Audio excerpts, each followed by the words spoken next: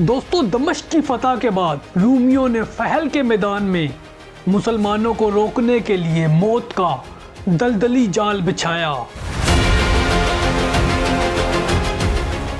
ये वो महाज था जहां पानी में डूबी जमीन भी मुसलमानों की बर्क रफ्तार तलवारों का रास्ता ना रोक सकी।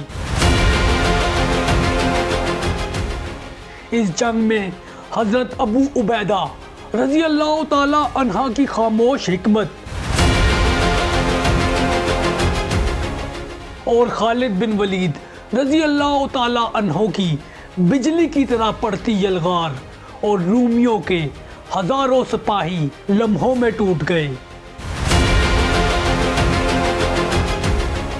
रूमी समझ रहे थे कि दलदल इन्हें बचा लेगी, मगर इन्हें क्या खबर कि जिस कौम के दिल में यकीन कामिल हो वो कीचड़ भी चीर देती है।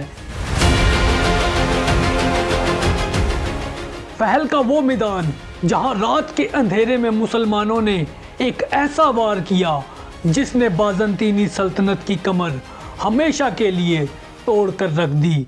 इसके साथ साथ ये वो जंग थी जिसने फैसला कर दिया अब शाम किसी एम्पायर का नहीं, सिर्फ इस्लाम का एक शहर है।